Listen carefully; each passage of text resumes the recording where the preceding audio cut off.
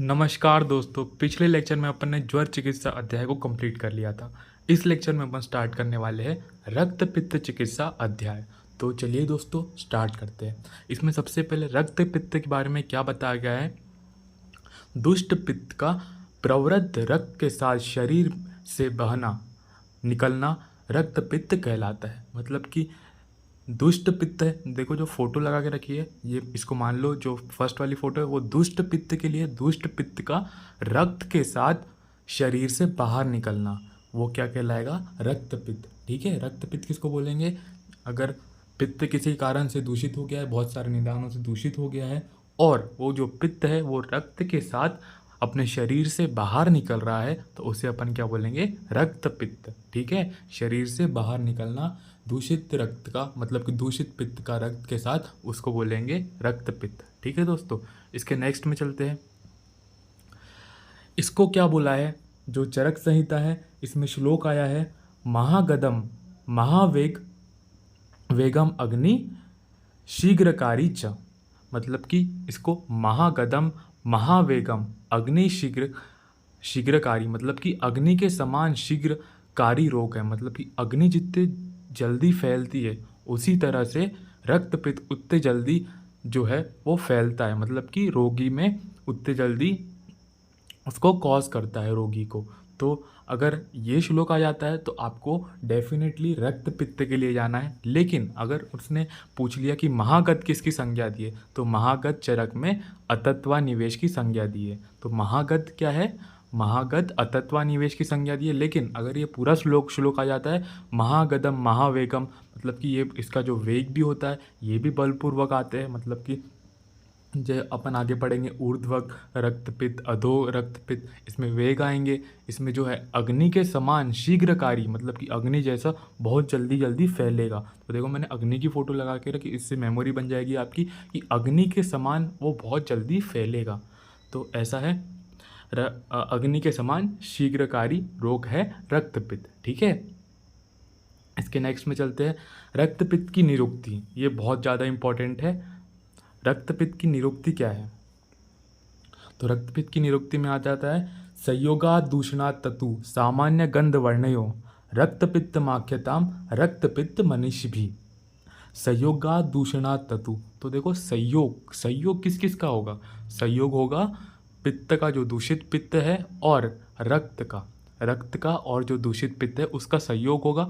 उसके कारण जो रक्त का है, जो दूषित पित्त से जो रक्त का है उसका सामान्य गंध और वर्ण हो जाएगा। देखो अगर जो दूषित पित्त था उसने रक्त को दूषित किया तो जो उसका रक्त का भी जो वर्ण है और जो उसकी जो गंध है वो भी उसके जैसी हो जाएगी, दूषित पित्त जैसी हो जाएगी। तो संयोगा दूषणा ततु सामान्य गंध वर्णयो रक्त पित्त माख्यताम रक्त पित्त मनीषी भी। इसी रोग को क्या बोलेंगे अपन, रक्त पित्त। तो क्या क्या सिमिलर हुआ है रक्त का और पित्त का, यहाँ पर उसका वर्ण और वर्ण के साथ साथ उसका गंध, गंध सेम हुआ है। ठीक है, दूषित पित्त रक्त को समान गंध वाला, गंध और वर्ण वाला बना देता है। दूषित पित्त था उसने रक्त को उसके समान गंध और वर्ण वाला बना दिया। ठीक है दोस्तों, तो क्या क्या इसमें सिमिलरिटी होगी, रक्त और पित्त में गंध और वर्ण की। ठीक है, इसके आगे चलते हैं। रक्त पित्त में जो स्त्रवित रक्त का आश्रय है वो क्या है, भले ही वो नोज से निकल रहा है, मतलब कि जो ऊर्ध्वक जो रक्त पित्त होगा वो कहाँ से निकलेगा, नोज से निकलेगा या फिर माउथ से निकलेगा या फिर आपके ईयर से निकलेगा।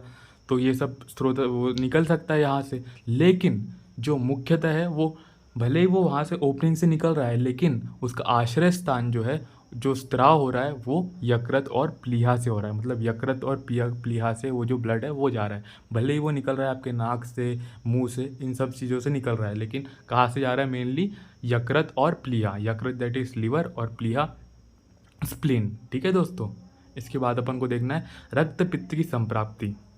रक्त की पित्त की जो संप्राप्ति आई है वो बहुत इंपॉर्टेंट है। इसको देखते हैं क्या है इसमें।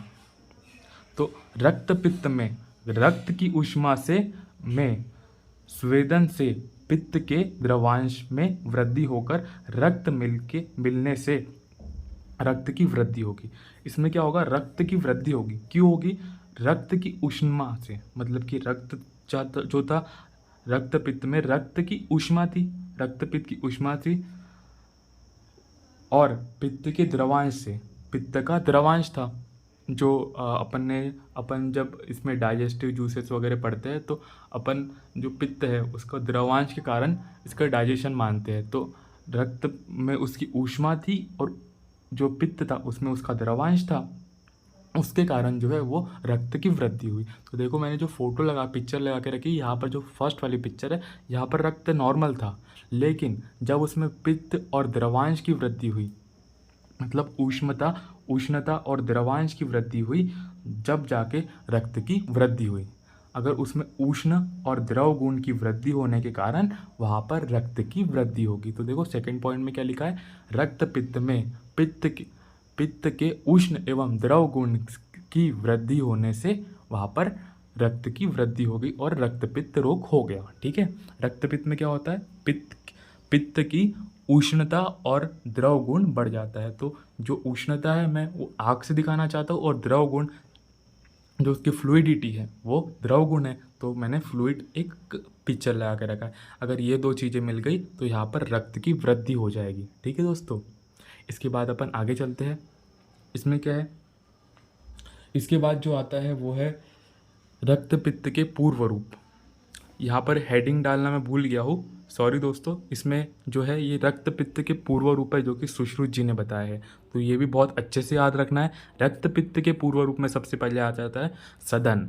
सदन मतलब लो फील करना, मतलब डाउन जिसको बोल सकते हैं, लो फील करना जिसको बोल सकते हैं, मतलब कि बिल्कुल एनर्जी नहीं रहना, सदन जिसको सदन बोलेंगे। अगर किसी को रक्तपित्त होने वाला है, जो पूर्व रूप आते हैं उसके लक्षण में क्या है, सदन। ठीक है, सबसे पहले आ जाएगा सदन। उसके बाद में शीत कामित्वम। शीत कामित्वम मतलब ठंडी चीज़ों की इच्छा करना, मतलब कि उसकी इच्छा होगी कि यार भाई थोड़ा ठंडा पानी पी लेता हो, थोड़ी ठंडी जगह पे चले जाता हो, एसी चालू कर लेता हो, कूलर चालू कर लेता हो, ऐसी शीत कामित्वम।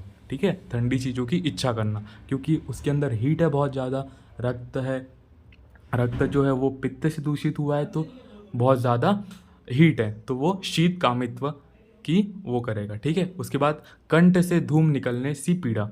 कंठ में से धूम निकलने जैसी पीड़ा होगी, जैसे कि जो फोटो लगा के रखी है ये जो लड़की है, इसको ऐसा लग रहा है कि उसके जो कंठ है वहाँ से धुआं निकल रहा है, तो ये इसके पूर्व रूप में है, कंठ से धुआं निकलने से पीड़ा। उसके बाद क्या है, लोह गंधिश्च, ये बहुत इंपॉर्टेंट है।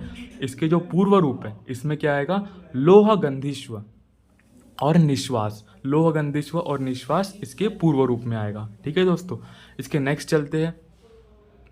जो चरक जी है, इनने निदान स्थान में जो इसके पूर्व रूप है इससे थोड़े डिफरेंट माने थे, इससे थोड़े डिफरेंट माने। सुश्रुत जी ने क्या क्या मान लिए, एक बार फिर से रिवाइज कर लेते हैं इसको।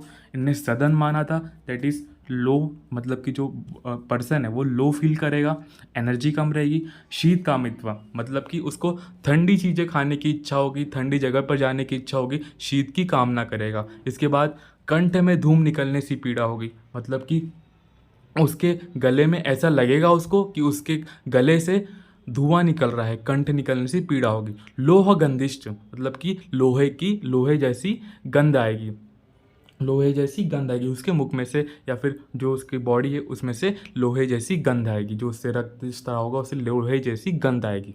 ठीक है दोस्तों, लेकिन यहाँ पर जो चरक जी है, चरक जी जो निदान स्थान में जो बताते हैं वो क्या है, लोह लोहित तम मत्स्याम, लोह लोहितम मत्स्याम मतलब कि मुख में लोहा, रुधिर, मछली, आम की गंध आएगी। देखो जो फर्स्ट पिक्चर लगा के रखा है, ये लोहे की गंध आ सकती है उसके मुंह से, रुधिर की गंध आ सकती है, मछली जो सड़ी हुई मछली वगैरह होती है मछली की गंध आ सकती है, और आम की गंध। आम मतलब वो आम नहीं है, आम मतलब जो पाचन, मतलब कि जो पचा नहीं है या फिर जो पक गया है। ठीक है, जो पक गया है वो आम है, तो आम की गंध भी आ सकती है। तो इसमें क्या क्या हो सकता है, जो चरक जी ने बताया है, मुख में लोहे जैसी, रुधिर जैसी, मछली जैसी, आम की गंध आ सकती है। तो इनने जो श्लोक दिया है वो है लोह लोहितम मत्स्य गंधिश तमिव। ठीक है, इसके बाद चलते हैं आगे।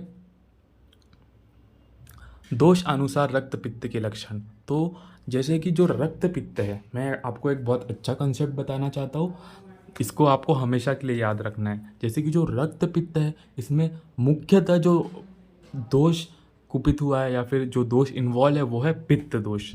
तो जब अपन इसके जब लक्षणों पे पढ़ेंगे, जो दोष के जो लक्षण आएंगे, अगर वहाँ पर पित्तज वाला पित्तजन्य रक्त पित्त है तो वहाँ पर जो होगा वो बहुत सारे आपको वेरिएशंस दिखेंगे कलर में। तो जैसे कि रक्त पित्त है, यहाँ पर पित्त दोष मुख्यतः दूषित हुआ है, तो वहाँ पर जो कलर हो गए जो पित्त प्रधान वाले हैं वहाँ पर बहुत सारे वेरिएशंस दिखेंगे यहाँ पर कलर में। तो जैसे कि आप मान लो श्लीपत में कफज जो मेनली कफ दोष दूषित होता है, तो वहाँ पर कफ वाले जो सिम्टम है वो मतलब कि जो वर्ण है कफ वाले वर्ण है वो ज़्यादा दिखेंगे।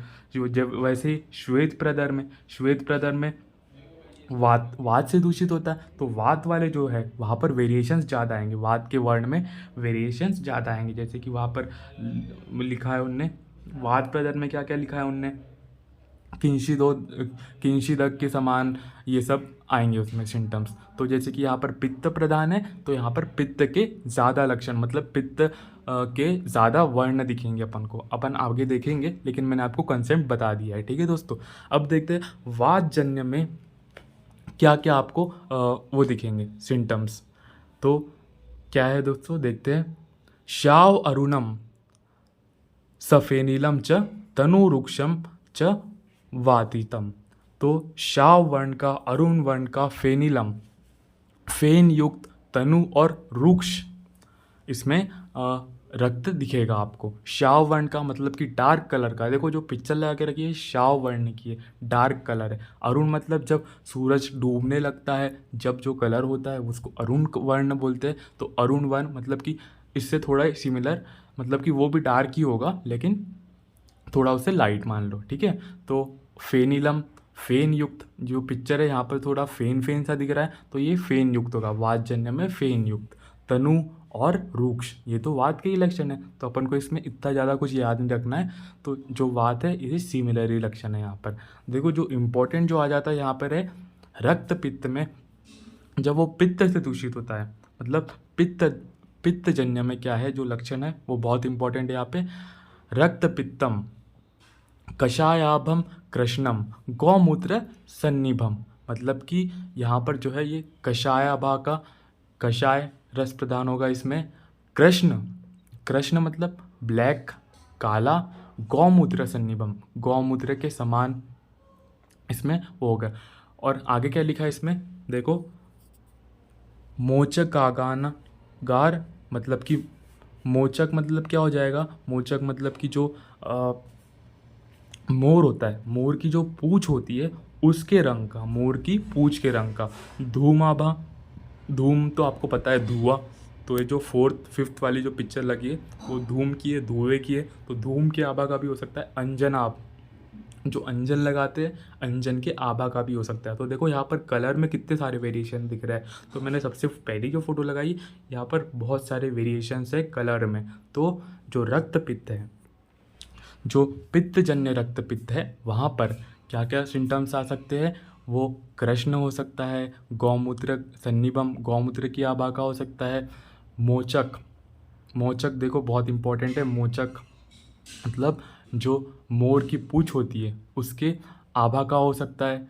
धुएं जैसा और अंजन जैसा। ठीक है दोस्तों, तो इतना आपको याद रखना है यहाँ पर। इसके बाद आ जाते हैं कफजन्य में, मतलब कि जो कफ वाले जो निदान है उससे जो उत्पन्न होगा उसको कहेंगे कफजन्य रक्तपित्त। तो उसमें क्या क्या लक्षण आएंगे, उसमें आएंगे सांद्रम सपांडु सस्नेह पिच्छिल च कफान्वितम। तो इसमें सांद्रता आएगी, जो कफ आएगा इसमें कफजन्य में सांद्रता, सपांडु मतलब कि एनीमिया होगा। देखो जो यहाँ पर है मैंने लाइट कलर्स डाले हैं, यहाँ पर लाइट कलर से आपको ये इंडिकेट होगा कि पांडुत्व की ओर जा रहा है, क्योंकि जो कफ है उसका जो मेन कलर है वो क्या है, पांडु, तो यहाँ पर पांडुता दिखेगी।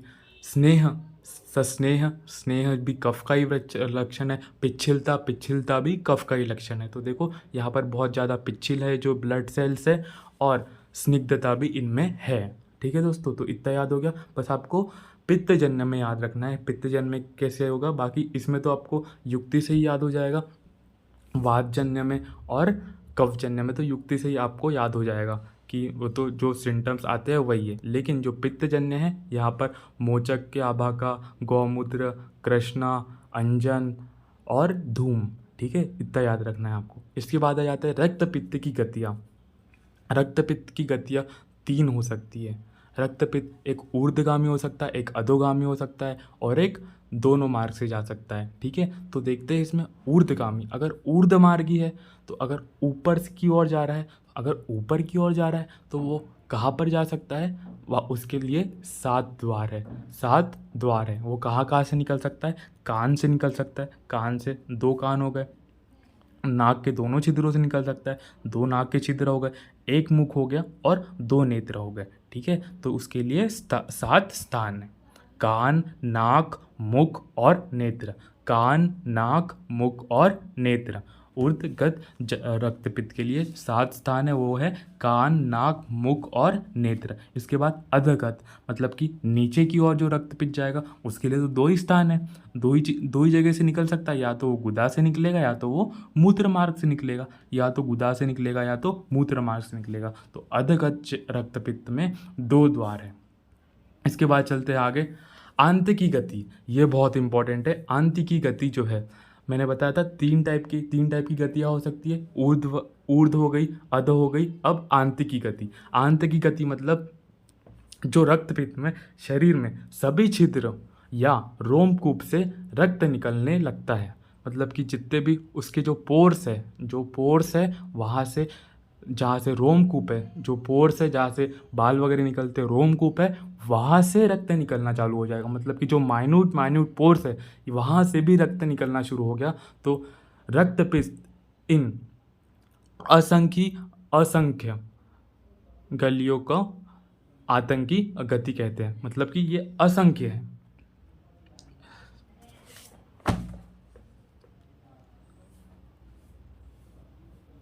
देखो इसकी जो गतियाँ हो रही है वो असंख्य हो रही है, क्योंकि कितने सारे रोमकूप है अपने शरीर में, कितने सारे बाल होते हैं, उसमें जो रोमकूप है बहुत सारे हैं, तो इसकी जो गतियाँ हो रही है वो असंख्य गति हो रही है। तो रक्तपित्त के शरीर में जो शरीर है वहाँ पर जो छिद्र है जहाँ से रोमकूप है वहाँ से रक्त निकल रहा है, और उसकी जो गतियाँ है वो असंख्य गतियाँ है, ठीक है। आंत की गति कितनी है, असंख्य। आंत की गति है असंख्य। इसके बाद चलते हैं साध्यता और असाध्यता में। ये तो कॉमनली सब में ही होता है कि जो एक दोष वाला साध्य होता है, द्विदोष वाला याप्य होता है और त्रिदोष वाला असाध्य होता है। तो अगर एक दोष सिर्फ वात के कारण हुआ या फिर बस पित्त के कारण हुआ या फिर सिर्फ कफ के कारण हुआ है तो एक दोषज है वो साध्य हो जाएगा। द्विदोषज वात पित्त कफ वात ऐसे जो द्विदोषज है वो व्याप्य हो जाएगा, और त्रिदोषज वात पित्त कफ जन्य वो असाध्य हो जाएगा। इसके बाद एक बहुत इंपॉर्टेंट श्लोक आया है, वो है मंद अग्नि अतिवेगतः। मंद अग्नि अतिवेगतः, तो जो ये है ये असाध्य के लिए आया, मतलब कि जिसमें अग्नि मंद हो जाती है, अग्नि का मंद हो गया और वेग बहुत ज़्यादा आ रहे हैं, बहुत फोर्सफुली वो बाहर निकाल रहा है रक्त को, तो वो जो रक्तपित्त है वो असाध्य हो जाएगा। ये चरक चिकित्सा का श्लोक है, चौथे चैप्टर का 14वां श्लोक है, ठीक है दोस्तों। इसके बाद असाध्य, मतलब कि कब अपन को समझना चाहिए कि भाई ये बहुत डिफ़िकल्ट है, ये असाध्य है रक्तपित्त। इसके जो सिम्टम आए हैं वो देखते हैं। तो सबसे पहला क्या है, वो द्विमार्गी, मतलब कि दोनों मार्ग से जा रहा है, ऊपर से भी निकल रहा है, मतलब कि जो अपन ने बताया मुख नेत्र और कान, इन सब में से भी निकल रहा है, और गुदा और मूत्र मार्ग से भी निकल रहा है। ये द्विमार्गी हो गया। अगर दोनों तरफ से अगर आपके ब्लड का फ्लो हो रहा है तो ये द्विमार्गी है, ये असाध्य है। कुणपगंधी, मतलब कि मुर्दे जैसी स्मेल आना, मुर्दे के सड़ने जैसी स्मेल आना। तो इसमें भी अगर रक्त की मुर्दे की जैसे सड़ने की जैसी स्मेल आ रही है तो ये भी असाध्य होगा। अति कृष्ण रक्तस्राव वाला, अगर बहुत ज़्यादा कृष्ण रक्त वाला हो रहा है, मतलब कि जैसे कि देखो यहाँ पर जो मैंने फ़ोटो लगा के रखा है ये बहुत ज़्यादा कृष्ण रक्त है, ये जो है ये बहुत ज़्यादा कृष्ण रक्त है, तो ये भी असाध्य हो जाएगा। ठीक है दोस्तों। इसके बाद क्या है, वात कफ के लक्षण से युक्त उपद्रव युक्त। उपद्रव बहुत ज़्यादा अगर कॉम्प्लिकेशंस आ रहे हैं, उसमें बहुत ज़्यादा साइड वेरिएशंस आ रहे हैं, तो वो बहुत असाध्य रक्तपित्त की ओर चला जाता है। ठीक है दोस्तों। इसके बाद क्या है, साध्य रक्तपित्त। साध्य रक्तपित्त किसको बोलेंगे, अगर वो एक मार्गी है, मतलब कि एक मार्ग से जा रहा है और बहुत ज़्यादा उसमें वेग नहीं आ रहा है, मतलब कि मिनिमम लिमिटेड वेग है, एक मार्गी है, ऊपर से ही जा रहा है या फिर बस नीचे से ही जा रहा है, एक हाथ, मतलब कि बहुत ज़्यादा वेग नहीं है उसमें, बहुत ज़्यादा वेग नहीं है, और वो सुख काल में हो रहा है। सुख काल, सुख काल किसको बोलेंगे, अगर वो हेमंत और शिशिर ऋतु है, मतलब कि ठंडी ऋतु है, तो इसमें आसानी से वो ठीक हो जाएगा, क्योंकि हेमंत और शिशिर है तो वो उसमें ज़्यादा हीट नहीं है, तो वो सुख काल है रक्तपित्त के लिए, तो उसमें बहुत जल्दी ठीक हो जाएगा वो। इसके बाद क्या है, ऊर्ध्वगत रक्तपित्त के कारण। ऊर्ध्वगत रक्तपित्त है तो इसको ऐसे याद रखना है अपन को, ऊर्ध्व में ऊपर क्या होता है, कफ, तो ऊर्ध्वगत रक्तपित्त में स्निग्ध और उष्ण आहार। कफ और पित्त का इन्वॉल्वमेंट तो होगा ही इसमें, पित्त का इन्वॉल्वमेंट तो होगा ही, क्योंकि रक्तपित्त है तो पित्त का इन्वॉल्वमेंट यहाँ पे पहले से ही है। और ऊर्ध्वगत है, ऊर्ध्वगत है तो कफ का भी इन्वॉल्वमेंट रहेगा, कफ के कारण यहाँ पे स्निग्ध, स्निग्ध आ गया। ठीक है, तो ऊर्ध्वगत रक्तपित्त में स्निग्ध और उष्ण आहार विहार है। और अधोगत रक्तपित्त का कारण क्या है, रूक्ष और उष्ण आहार विहार। अधोगत रक्तपित्त का कारण है रूक्ष और उष्ण आहार विहार, और ऊर्ध्वगत रक्तपित्त का कारण है स्निग्ध और उष्ण आहार विहार। इसके बाद क्या है, इसके बाद बहुत इंपॉर्टेंट चीज़ है जो कि है, मतलब कि अपन इसमें चिकित्सा कैसे करेंगे, जैसे कि ऊर्ध्वगत रक्तपित्त है, अधोगत रक्तपित्त है या फिर उभय मार्गज रक्तपित्त है, तो उसमें अपन को चिकित्सा कैसी करनी है, उसमें कौन से दोष की प्रधानता है, वो साध्य है या असाध्य है या फिर याप्य है, वो उसमें औषध कैसी देनी है। तो सबसे पहले ऊर्ध्वगत रक्तपित्त। तो ऊर्ध्वगत रक्तपित्त में क्या है, दोष का अनुबंध, कौन कौन से दोष का अनुबंध है, यहाँ पर पित्त और कफ का अनुबंध है, पित्त और कफ का। ऊर्ध्व से निकल रहा है, ऊपर से निकल रहा है, ऊपर का क्या होता है, ऊपर में कफ होता है आपके, और पित्त का इन्वॉल्वमेंट तो होगा ही, तो इसके साथ में पित्त और कफ इन्वॉल्वमेंट है यहाँ पर। इसके बाद में साध्यता की बात कर लेते हैं, तो ऊर्ध्वगत रक्तपित्त साध्य है, ऊर्ध्वगत रक्तपित्त साध्य है।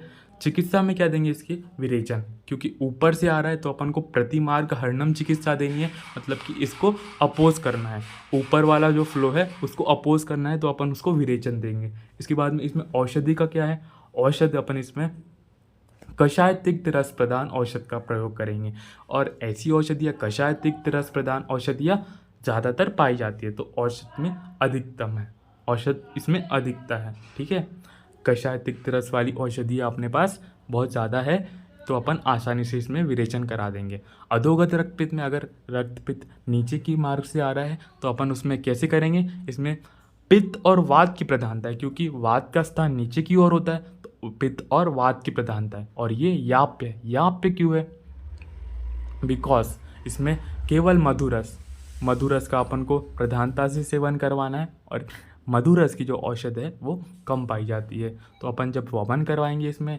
तो बहुत कम प्रोबेबिलिटी है कि अपन को औषध मिले, वैसे मिल जाती है, लेकिन अपन को इसको वमन कराना है और मधुरस से कराना है। देखो ये पित्त और वात की चिकित्सा तो वमन होती ही नहीं है, अपन तो कफ के लिए कराते हैं, तो ऐसे भी समझ सकते हैं कि ये यहाँ पे इसलिए होगा क्योंकि अपन पित्त और वात में वमन करा रहे हैं। ठीक है, अधोगत रक्तपित्त जो है वो पित्त और वात के कारण होता है, याप्य है, और इसमें अपन वमन कराएंगे मधुर रस साधित औषधों से। उभय मार्गज रक्तपित्त, उभय में तीनों दोषों का इन्वॉल्वमेंट होगा, वात, पित्त और कफ का, जो कि असाध्य है। तीनों दोषों का इन्वॉल्वमेंट होगा, सन्निपातज हो गया तो वो असाध्य हो गया। विरुद्ध उपक्रम इसमें करेंगे, उपक्रम विरुद्ध, क्योंकि ये विरुद्ध उपक्रम करेंगे इसमें, तो ये बहुत कष्ट से, मतलब कि इसके जो औषधियाँ है ये उपक्रम विरोधी होगी, उपक्रम विरोधी होगी। इसके बाद जो आ जाता है यहाँ पर डिफरेंट आचार्यों का मत आ जाता है। आचार्य चक्रपाणी के अनुसार ऊर्ध्वगत रक्तपित्त में विरेचन कराना व्याधि प्रतिमार्ग हरणम चिकित्सा है। तो जो चक्रपाणी जी है, जो अपन ने चरक संहिता पढ़ी थी सूत्र स्थान में, वहाँ पर जो इनने लिखा था, ऊर्ध्वगत रक्तपित्त को में जब अपन विरेचन कराते हैं तो उसको व्याधि प्रत्यनिक चिकित्सा कहते हैं। इसके बाद नासागत रक्तपित्त में दोषानुबंध होता है कफ का। नासागत रक्तपित्त में काय का दोषानुबंध होता है? कफ का। तो ये बस याद रखना है, नासागत अगर रक्तपित्त है तो वहाँ पर कफ का इन्वॉल्वमेंट है। अल्प दोषयुक्त अधो रक्तपित्त की चिकित्सा है ब्रहण, जो कि अरुण दत्त ने बताई है। अल्प दोषयुक्त मतलब कि बहुत कम ही दोष है और अधो मार्ग से रक्तपित्त का स्त्राव हो रहा है, तो उसकी चिकित्सा क्या है? ब्रहण कराएंगे अपन उसमें अरुण दत्त के हिसाब से। ठीक है दोस्तों, आज के लिए इतना ही। नेक्स्ट लेक्चर में अपन क्या कवर करेंगे? रक्तपित्त का चिकित्सा सूत्र। ठीक है दोस्तों, धन्यवाद।